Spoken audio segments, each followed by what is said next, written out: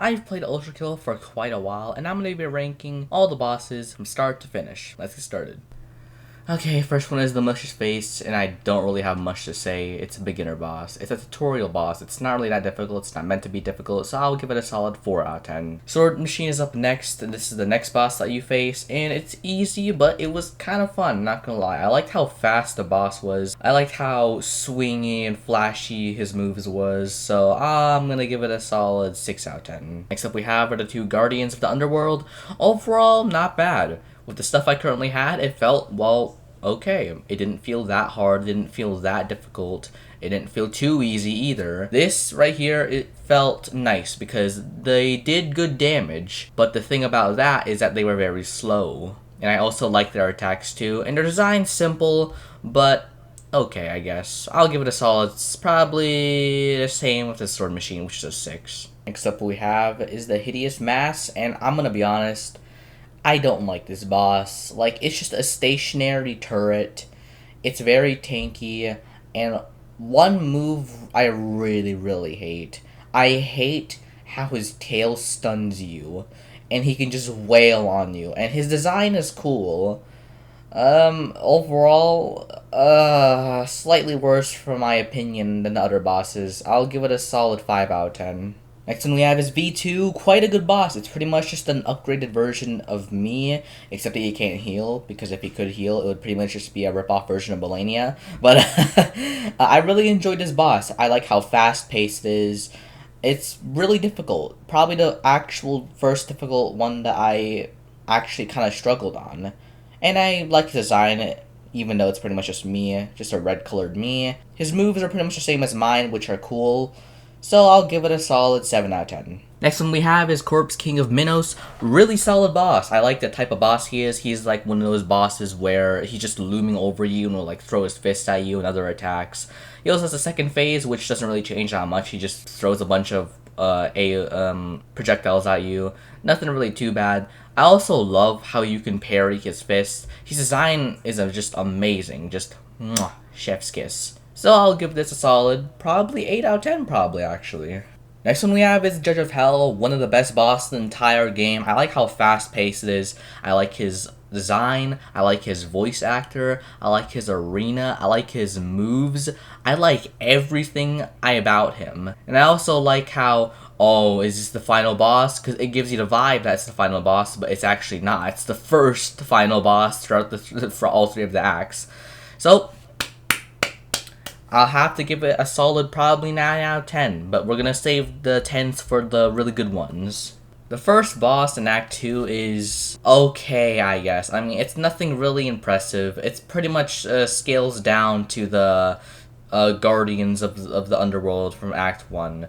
Because the stuff that I currently had kind of blitzed through it. It was really, really easy. The design is cool though, so I'll give it that. So I'll give it a solid 7 out of 10. Next up we have is the second fight of V2. I personally prefer the arena of the first one, but this arena is okay. I don't really like the giant pillars. They kind of get in the way sometimes. I also like the second phase of this one where you slide on the pyramid. It's okay. It's okay, I guess. Not really too much. And I also like the reward here. Sure, you got the red hand from the first boss fight, but this one you get the grappling hook, which is quite nice. So I'll give it a solid 8 out of 10. Next up we have is the Ferryman. It's pretty much just the sword machine for Trident. Nothing really, like, insane, I guess. I mean, design is really cool.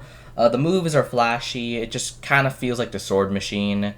So it's kind of easy with all the stuff I had, because in this point of the game, I had like a lot of the weapons, and his moves were kind of easy to dodge. And I also like his second phase where he goes invincible and he shoots down lightning strikes down at you. But it's kind of easy to dodge, and it's very easy to get to him. So I'll rate him a 7 since he's slightly harder, and I personally prefer him over Sword Machine. Next up we have is the Leviathan. I personally love this one because it brings out my worst fears, and that's me being stranded in the middle of the ocean and with something gigantic trying to eat me. It is amazing. I love this boss.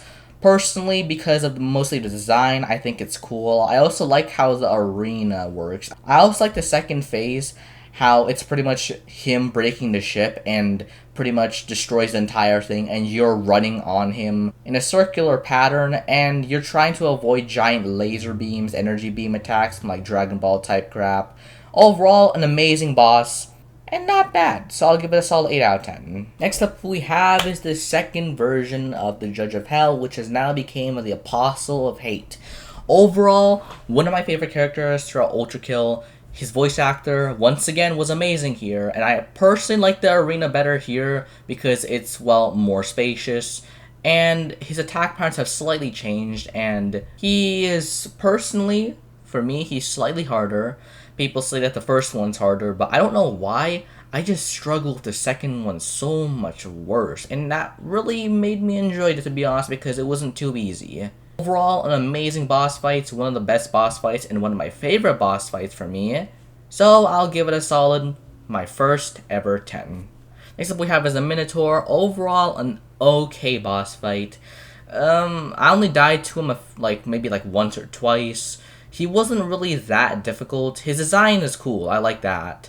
It's just that his first phase was kind of annoying, and his second phase was kind of it was okay, I guess. After a few peak bosses, this kind of felt lame, if I'm gonna be honest. So I'm gonna give this a solid 7. It's above average.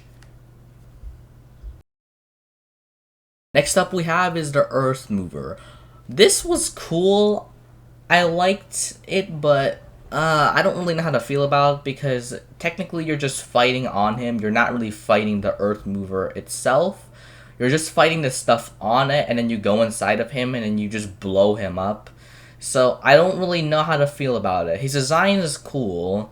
It's just that I wish I could have fought him in general instead of fighting the stuff on him, like all these mobs and having to break down his heart. I would have preferred to fight him overall way more.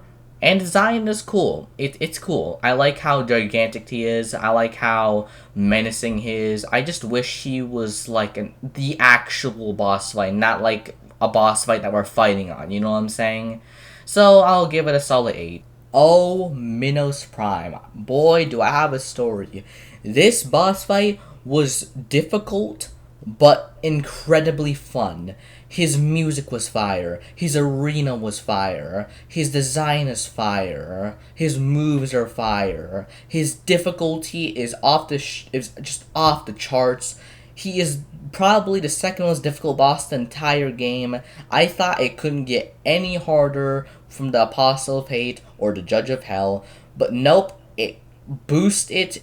It skyrocketed. It didn't even boost. It skyrocketed. And this boss was just amazing. I love this boss. It was hard, but enjoyable.